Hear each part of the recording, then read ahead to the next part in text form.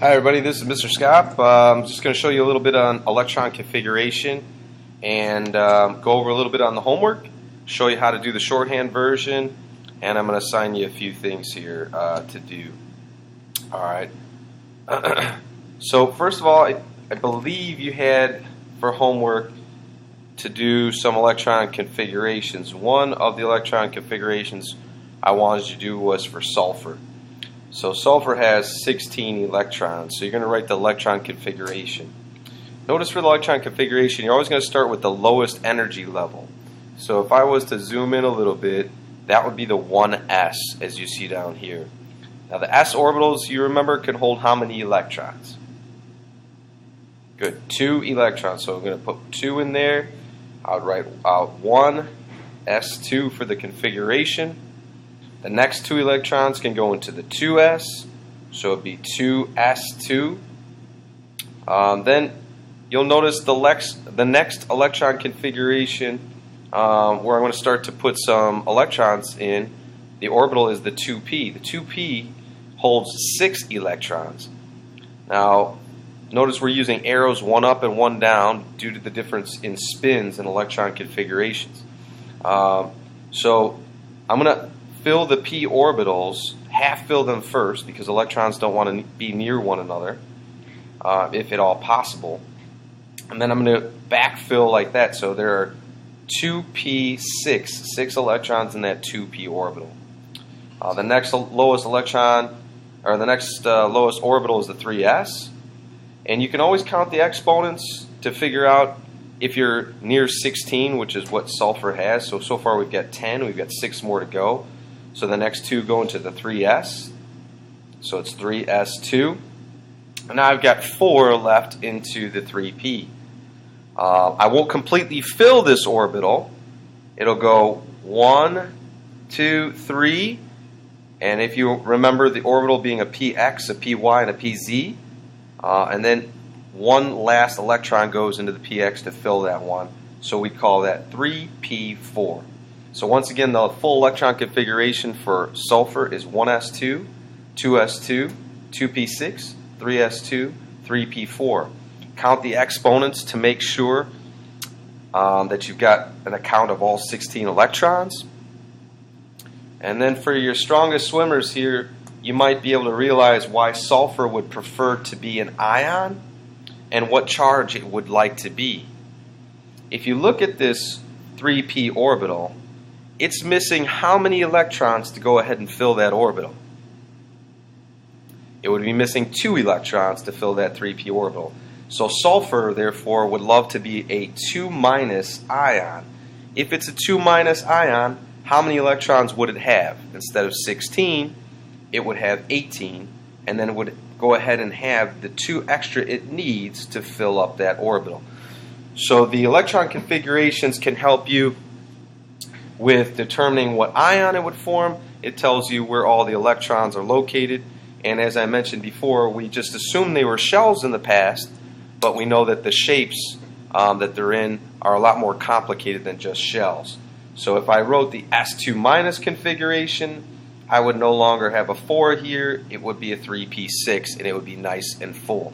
That's for the ion, okay, not for the atom here. Another chemist came along and came up with a shorthand version for electron configuration just to save you some time rather than write out the full electron configuration. So for sulfur it's not that hard, but if you get up into some of the bigger elements here, as I grab my periodic table, you can imagine writing the electron configuration for some of these or some of these elements here. It would take you a long time. So I'm going to show you how to do the shorthand version. So let's focus in on sulfur here. You can see it's number 16. The way you do the shorthand version is you go to the last noble gas. And you see argon is relatively close to sulfur, but it's not the last noble gas. When I say last noble gas, you're going to go backwards on the periodic table to the last noble gas, which happens to be neon. Now before we put the periodic table down here, take a look. Neon has 10 electrons.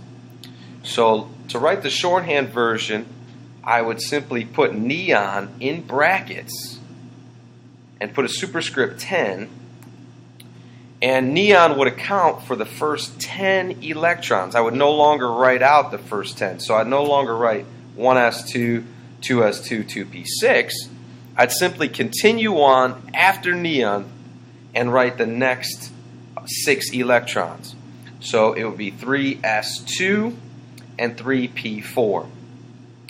Notice that this was the configuration here. The 6 is for the S2 minus. I'm just talking about writing the shorthand version for sulfur here, the atom. So once again, it would be neon, 3s2, 3p4.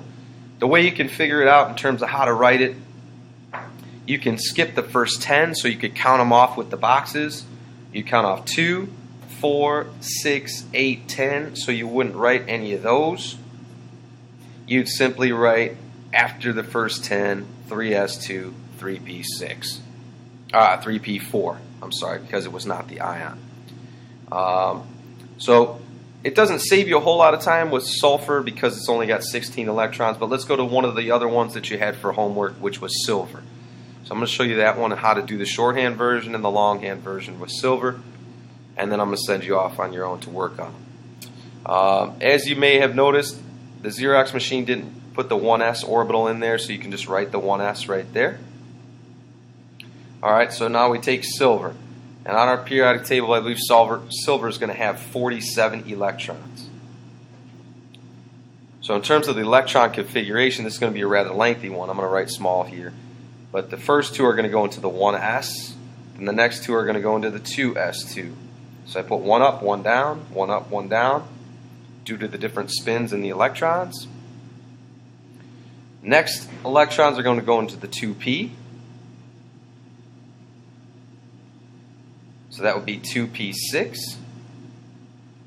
Next, they're going to go into 3s2. I'm going to go a little bit faster here. Next, they're going to go into 3p6. Notice I'm always filling the lowest energy orbital first. So whichever one's lower on the paper, that's the lower energy one. So next I'm going to go to the 4s here. 4s2. And now a lot of students wonder, where do I go next? Look at the 3D. See how it's a little bit lower in energy? You're going to go ahead and fill the 3D next. Now the D, we haven't gotten to a whole lot of D orbitals, but they house 10 electrons. So you're going to fill, once again, 1 into each room first, and then come back and backfill. And that's where the 3D10 comes in. And then I'm going to go to the 4P next. You put in the electrons there. And I've got 4P6. Now I'm getting close. You can count the exponents and see we're getting close. We still have a few more electrons to go. Then I'm going to continue with the electron configuration here because I'm running out of room. So the next electrons are going to go into the 5s. So it's going to be 5s2. And now my last electrons are going to go into the 4d. Let me show you where that's at on the periodic table. The periodic table is arranged by orbitals as well. Some of you have been able to pick up on that. So I'm just going to zoom out just for a quick sec and show you on the periodic table. The s orbitals are all right here, and the s orbitals hold 2 electrons, and you can see these two families, all right, each end up with their electron configuration ending in the s orbitals. For instance, hydrogen would be the 1s1, this would be the 2s1, 3s1, 4s1, 5s1, 6s1, and so forth. On the periodic table here, these elements end in the p orbitals. So remember, the p orbitals start with the 2. So this was 2p1, 2p2, 2p3, 2p4, 2p5, 2p6. So the noble gases all have a filled p shell, and which makes them completely stable, and that's why they don't want to bond with anything. A little bit more complicated here. In the transition metals, these are all the d orbitals, so they end in the d orbital. So we're looking at silver in particular. So if I count over from yttrium, I can go 1, 2, 3, 4, 5, 6, 7, 8, 9, and note that silver will end in the D9. So your last electron configuration, excuse me there, your last electron configuration is going to end with 4D9 for silver. And the way I'd write that is 1, 2, 3, 4, 5, 6, 7, 8, 9. So silver ends with 5s1, 4d9. I'm going to show you a couple little things. Now, we've been talking a little bit about shorthand version. It will help you here, the shorthand version with silver, rather than write this whole thing out each time, 47 electrons. So I'm going to show you two different things. First, the shorthand version. So why don't you all, with your elbow partner, take a minute here and try to write down the shorthand version for silver. So you remember, you're going to go to the last noble gas, put it in brackets, and then write the electrons after that noble gas. So go ahead, do that. I'll be working on it here. So we'll take a look here. If I go to silver, I go to the last noble gas, not forward, not to xenon. You're going to go to the last noble gas, which happens to be krypton, and then write the electron configurations after krypton.